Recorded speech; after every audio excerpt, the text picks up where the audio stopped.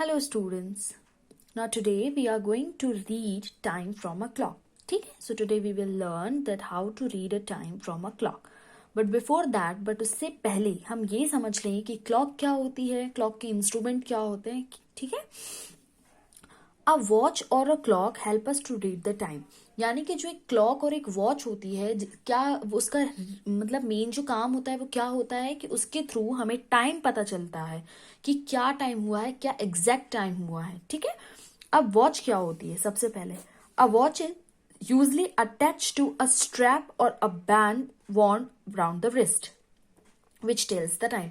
जो वॉच होती है एक यूजली एक जो स्ट्रैप होता है और एक बैंड से वो क्या होती है, कवर्ड अप होती है, और जिसको हम अपनी रिस्ट पर पहनते हैं, जिसको हम अपनी कलाई पर पहनते हैं, और उसका क्या काम होता है? To tell the time. उसका काम होता है टाइम बताने का. और उसी के अल्टरनेट अगर हम देखें, so a clock is a wall mounted और a desktop instrument for reading time. और जो क्लॉक होती है जनरली वो हम या तो डेस्कटॉप टेबल्स पर देखते हैं या तो वो वॉल पर हैंग होती है. ठीक है. ठीक. सो आपको वॉच का और क्लॉक का डिफरेंस समझ में आया होगा. जो वॉच होती है वो हम हैंड्स पर पहनते हैं, बट जो क्लॉक होती है वो जनरली वॉल पर होती है. ठीक. अब जो क्लॉक होती है, a clock has two hand. ठीक. जो क्लॉक होती है उसके टू हैंड्स होते हैं. The shorter hand is called the hour hand. ठीक. और the longer hand is called the minute hand. Two hands होते हैं. एक होता है शॉर्ट हैंड, एक होता है लॉन्ग हैंड. जो शॉर्ट हैंड होती है वो उसको हम आवर हैंड कहते हैं, यानी कि वो हमें आवर्स बताती है. जैसे हम हिंदी में बोलते हैं घंटे, घंटे बताती है कि 1 घंटा हुआ है, 2 घंटे हुए हैं, 3 घंटे हुए हैं, 4 घंटे हुए, यानी 1 आवर, 2 आवर, 3 आवर या 4 आवर. और जो लॉन्गर हैंड होता है वो हमें मिनट बताती है कि कितने मिनट हुए हैं. अब जैसे सी यहाँ पर एक क्लॉक बनी हुई है. So this is the clock. First see this is the long hand. It means this is the minute hand and this is the short hand, यानी कि this is the hour hand. ये हमें ये बता रहा है कि अभी टोटल 5 o'clock हुआ है. ठीक है. चलिए अब हम क्लॉक बनाना सीखते हैं कि क्लॉक कैसे बनाते हैं. यहाँ पे मैंने एक सर्कल लिया हुआ है. सबसे पहले हम क्लॉक की शुरुआत 12 से लेकर करते हैं. 12. ठीक. 12 के बाद हमारा आता है नीचे जस्ट सामने 6. फिर हमारा जस्ट साइड में आता है 3 और उसी के जस्ट सामने हमारा आता है 9. ठीक है. क्लॉक की शुरुआत हम इस तरीके से करते हैं. ठीक. अब सबसे पहले 12 के बाद आएगा 1 2 1 2 3 ऑलरेडी रिटन है. फिर 4 5 6 ऑलरेडी रिटन है. 7 8 9 ऑलरेडी रिटन है. 10 11. ठीक. एंड बीच में यहाँ पे जो जाएगा वो सेंटर हो जाएगा. याद रखिएगा कि 12 हमेशा जो क्लॉक में 12 नंबर तक ही दिया होता है. ठीक. 12 नंबर तक ही दिया होता है. अब देखिए, जैसे कि हमें ये पता है कि 12 में 2 टाइप्स के हैंड होते हैं. एक होता है लॉन्ग हैंड, एक होता है शॉर्ट हैंड. इफ अगर जब पूरा ये जो लॉन्ग हैंड होता है, जब ये पूरा 12 से लेकर एक सर्कल लगा के पूरा 12 पर वापस आता है तब 1 मिनट कंप्लीट होता है. क्लियर हुआ?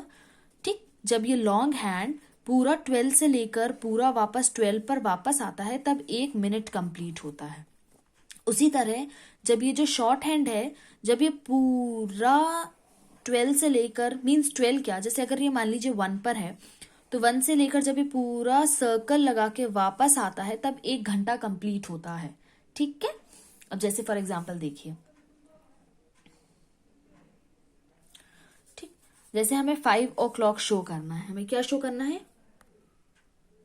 5 o'clock. तो हम 5 o'clock कैसे शो करेंगे? हमें ये याद है कि जो शॉर्ट हैंड होता है वो हमें आवर्स बताता है.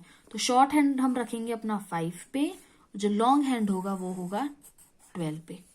तो इस तरह से हमने 5 o'clock शो किया कि हाँ हमारा 5 o'clock हो रहा है. अगर जैसे मान लीजिए हमें सीखना है 4 o'clock, तो ये जो शॉर्ट हैंड है ये सीधा 4 पर चला जाएगा. ठीक. ये देखिए ये 4 पर चला गया तो ये 4 o'clock हो रहा है. जब मिनट हैंड 12 पर होता है और आवर हैंड किसी भी नंबर पर होता है तो वो उतने ही टाइम शो करता है. ठीक. जैसे फॉर एग्जाम्पल चलिए एक और हम क्लॉक बनाते हैं. सबसे पहले लिखा 12, फिर लिखा हमने नीचे 6, यहाँ लिखा 3, यहाँ लिखा 9, 1 2 3 4 5 6 7 8 9 10 11. अब जैसे हमने बोला कि हमें 4 o'clock, 4 नहीं 10 ले लेते हैं, 10 o'clock शो करना है. So what we will do, the short hand will be on 10 like this and the long hand will be on 12 like this. So this is 10 o'clock. अब हम इसको देखो दो तरीके से लिख सकते हैं, या तो हम इसको ऐसे लिख सकते हैं, या तो फिर हम इसको 10 o'clock ऐसे लिख सकते. These are the two methods to write the timing. ठीक है, चलिए एक और हम क्लॉक बना के देखते हैं.